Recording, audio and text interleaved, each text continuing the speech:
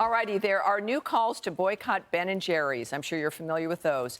After the ice cream makers demanded the United States give back Mount Rushmore as part of its Independence Day message. That's great. That's a real kind of, stick in the eye.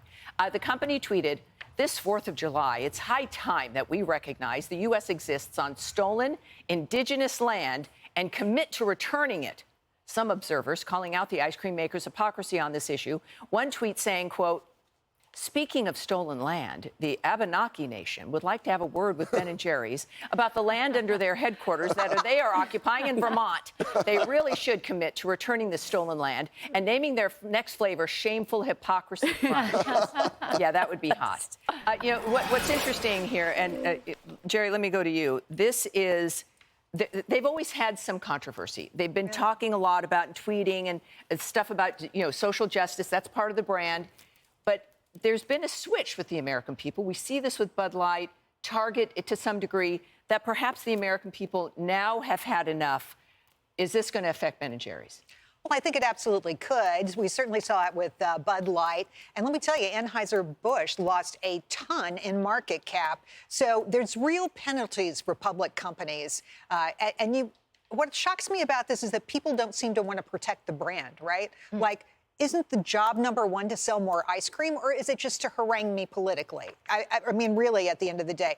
But this company has been known for a long time to do this kind of thing. They're always speaking out on social justice issues. Some of the comments, like the ones we just saw, are kind of inane. But they are currently owned by Unilever, and apparently, big, massive international company. They have some kind of agreement with Unilever where it's got to be hands off with Ben & Jerry's. Ben & Jerry's can say anything they want.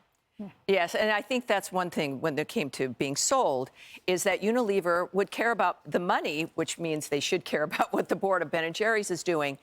But they tend to be going back and forth with this. But the American people have ice cream choices, just like they had light beer choices. And this is, this is a kind of an environment not to dismiss at this point, whether you're big or small. Well, now, because everybody's now drinking Modelo instead of Bud Light. It's a great beer. Yeah, which is, they're now winning. But I'll tell you what, I mean, look, if Unilever is a multi-billion-dollar, it's a global company.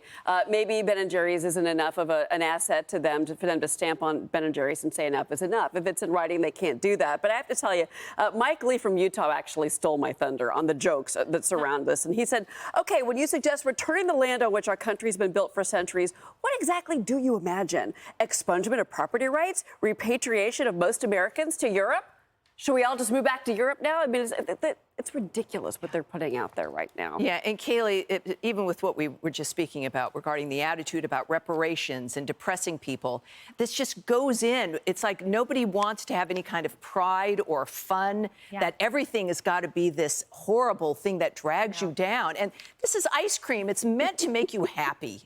Yeah. It's a hot summer day. Yeah. You head out to the beach. You get your carton of Ben & Jerry's. Like, you're sweating. You dig into your ice cream and you look and there's Cori Bush, or you look and there's Colin Kaepernick. No. Like, I don't care left or right. I don't want to see the face of any activist or politician on the face of my ice cream when I'm on the beach. Let me eat my ice cream in peace. But these people, apparently they have a head of activism, according to the Daily Mail.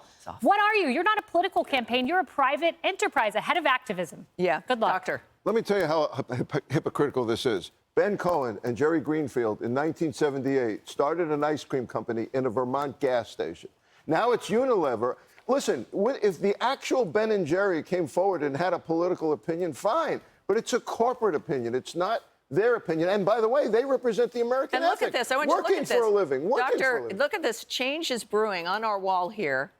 The ice cream flavor aimed at promoting racial justice. I thought there it is. And so this is either just like, again, Bud Light, where they just lose their mind and forget that it's the customer. They're in a business. They're not activists. I mean, I was going to come on as a doctor and say, watch out for the fat, watch out for the sugar. Oh, don't you dare. But I like Cherry Garcia, by the way. I love these frozen yogurt. I don't know. There's a lot of ice cream choices. Greek yogurt is fabulous. And I hear it's good Hubby, come on, people. I love all these flavors. Yeah, absolutely. Well, choice. Thank goodness there are options now. All righty, we solved that problem. Hey, everyone. I'm Emily Campagno. Catch me and my co-hosts Harris Faulkner and Kaylee McEnany Kenny on Outnumbered every weekday at 12 p.m. Eastern, or set your DVR. Also, don't forget to subscribe to the Fox News YouTube page for daily highlights.